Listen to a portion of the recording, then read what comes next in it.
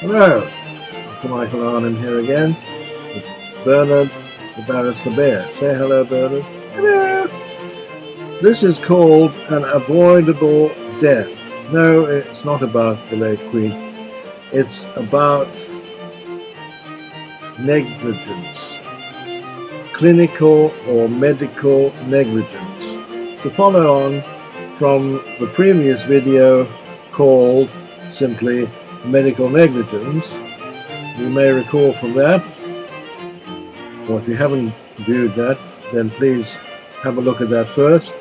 But that one concentrated on the test in the case of Bolam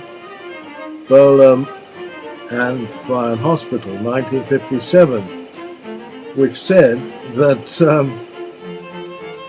if a doctor or a hospital was being accused of negligence in their treatment or whatever, then they were not to be found liable if they were able to bring to court evidence that they were supported by a responsible body of medical men skilled in that particular art. That's quoted from the judgment in that case. As long as you could find, in other words, another bunch of doctors who were equally negligent to yourself, then you could get away with it. That's putting it, of course, rather crudely. But that's what happened in the Bolam case. Mr. Bolam suffered terrible fractures as a result of shock treatment, and it was because he wasn't held down on the bed and he wasn't given relaxant drugs. And he was able, or rather, the hospital were able to bring to court so-called medical experts who said, well, we also don't hold the patient down on the bed and we also don't administer relaxant drugs. And because of that, Mr. Bolam lost the case.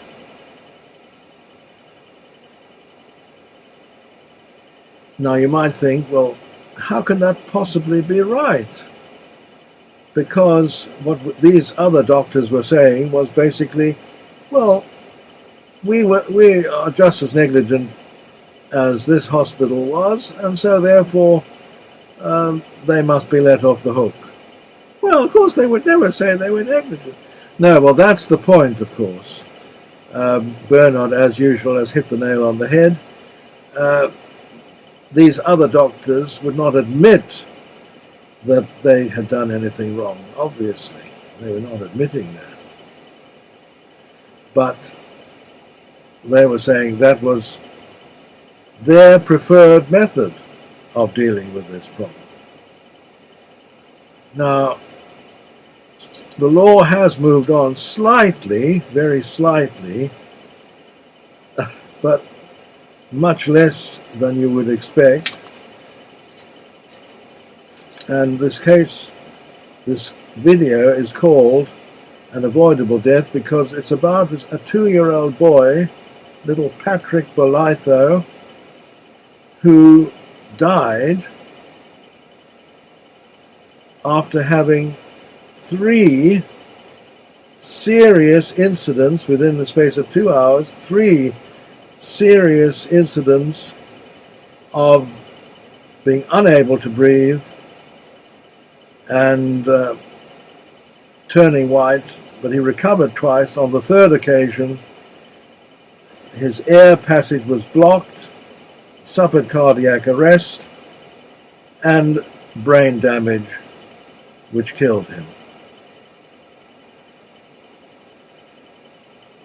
The hospital, this was a case called Bolitho and City and Hackney Health Authority, so the health authority in this case brought to court 3 witnesses who agreed that there was nothing to be done in Patrick's case, but 5 witnesses on the other side said, no, we would have intubated the little boy. Intubate.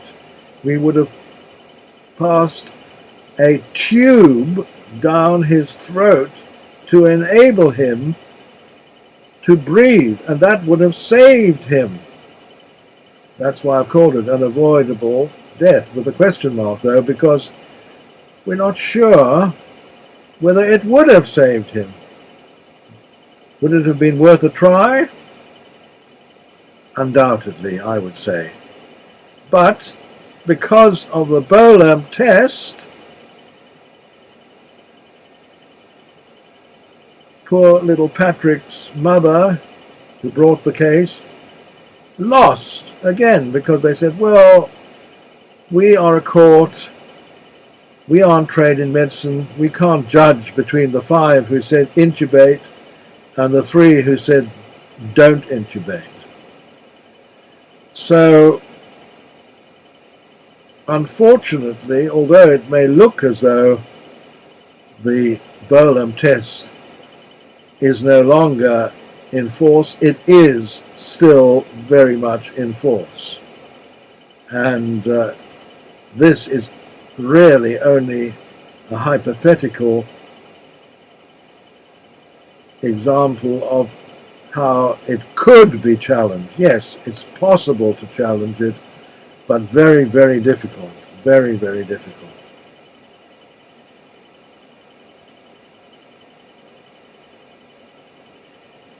So, what's happened to the Bolam test in the meantime?